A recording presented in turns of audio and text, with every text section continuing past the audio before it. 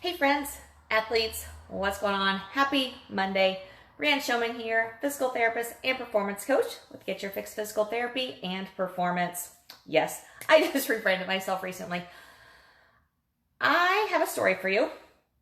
Actually, first off, hope you guys had an awesome weekend. I know we had some people racing. I know racing conditions in Florida were actually really good. I know racing conditions in other places were not so good. So those of you who played in the mud this weekend, awesome job. Hey, Aaron. Hey, Giuseppe. I actually had a competition this past weekend, which went phenomenal. And I have a race this coming Saturday. So I'm super excited. But hey, I'm Scott. But in the process, I want to share a story with you.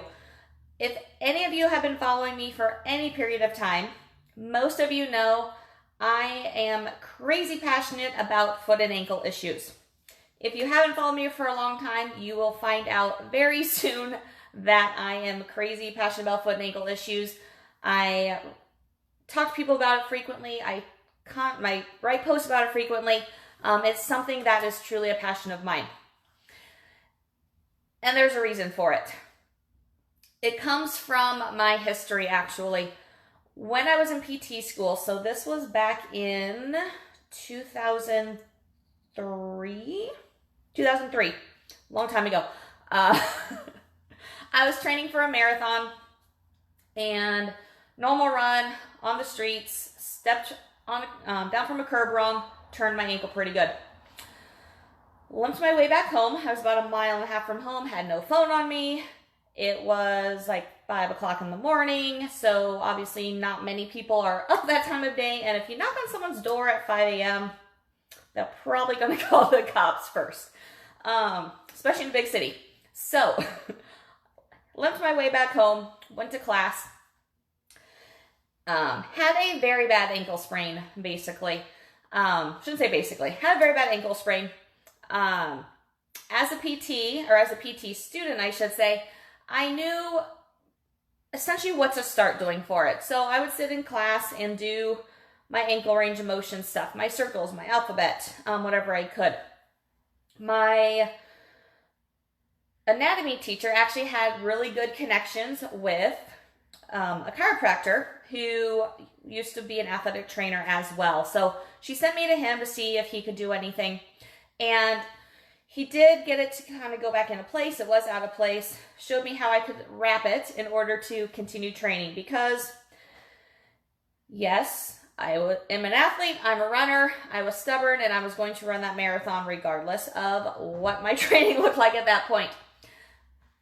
Hindsight's 20/20. I do not recommend that anymore. But when you are 21 years old, you are invincible, and you'll do anything. So I did. So fast forward, I ran that marathon. It was not pretty. I walked a lot of it. It was painful. After that, I was connected with a physical therapist in the area. He worked with high school athletes, a football team, early in the morning before his normal hours. So he offered to see me during that time, since it was his off time anyway. Just come in. He would see me while he's working with them. So worked really well, except what we started realizing was my ankle was very, very unstable.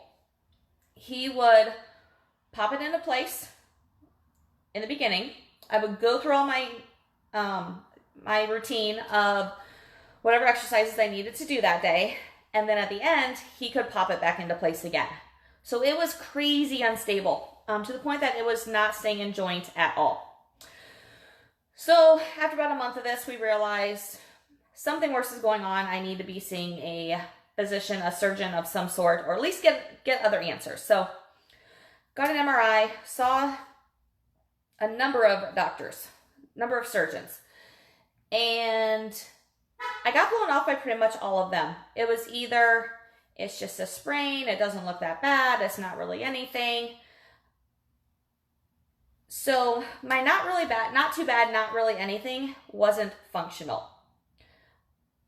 I was to the point that I could, if I just lived a normal daily life of just doing, my work or at that time going to school, going to work, and doing my normal household stuff, Cool, it was functional, but it wasn't functional for me. I could, at that time I was running and I was rock climbing pretty regularly. And I could do those for about a month. And then I was shut down for about 2 months. Like literally couldn't do any of that because it hurt so bad. And then I basically went through this cycle a couple times before it's like, you know what? This is not just a sprain. It's not going to get better. We need more answers. So went to another physician. At this point, it was just like searching in the book for somebody. I didn't know anybody. I was out of options. The other people I had gone to actually were highly recommended. Those didn't work for me. So I found this other one. He looked at things. He's like, yeah, something's definitely going on in there. So we did surgery.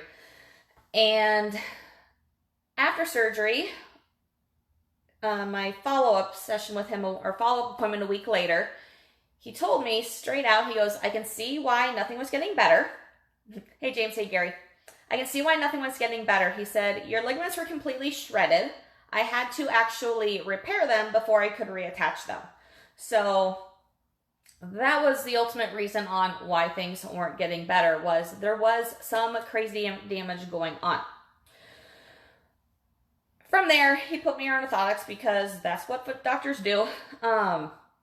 And I stayed in those for quite a while until probably about 8-9 years ago now. When I started in my minimalist shoes and started working out, getting my foot strength better on my own to kind of be an experiment for myself. I stayed in those orthotics for quite a while. So why do I share this all with you guys? Basically, so you guys don't end up on the same path that I did, or if you are on that path, we switch that direction. Thing is, not everything we can't prevent surgery with everything. In my situation, I definitely needed something more than what therapy, prolotherapy, stem cells, anything like that would correct because of how much damage was there. The problem though, and we never know, is if someone would have picked up on that in the beginning, would have they gotten that bad? Or was it so shredded because I continued training on it for so long because everyone kept saying nothing's going on, just continue strengthening it, just continue doing this, that, and the other, and you'll be fine. Personally, looking back, I think it got worse because I kept getting blown off by people, because no one was doing what was absolutely needed for it. And so that's ultimately why I love foot and ankle as much as I do, because I got thrown into this bad cycle. I got thrown into a lot of people just saying nothing's wrong, a lot of people giving me the wrong advice, bad answers, this, that, and the other. Could surgery have been fully prevented? I don't know. But what I do know is once I had surgery, went to therapy, I still wasn't 100%. I actually wasn't 100% until about 5 years ago, 6 years ago, when I really started more aggressively working my foot strength, more aggressively working my ankle range of motion, which was still limited, and actually still is unless I keep up on it daily because of how much scar tissue and other things have developed in there. And because of what I've done the past several years, I've fully worked on my orthotics. I'm barefoot pretty much all the time. I can actually do almost everything.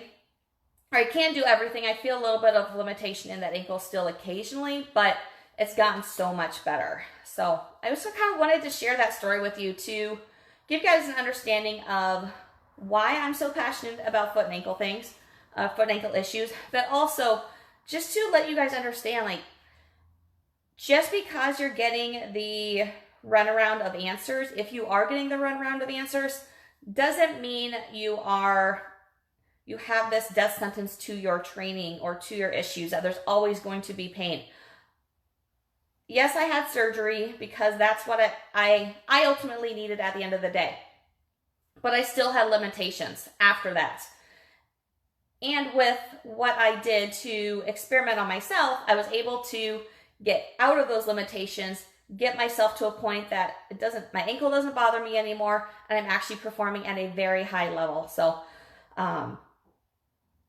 if you guys can relate to this, I would love to hear any stories that you have. Thanks for hopping on, Travis, Ian. If you have any questions about my story, any further questions, I would love to have more of a conversation with you guys and just kind of share more of that story with you, because it is something that it's pretty near and dear to my heart, and it's created this passion that I have for foot and ankle issues and for really helping people with foot and ankle issues, because I know what happens with the therapist and with the physicians and with all these other things that don't work with people. So I would love to have a conversation with you guys if you have any other questions or any concerns or issues yourself. Otherwise, have an awesome Monday, guys, and I'll talk to you later.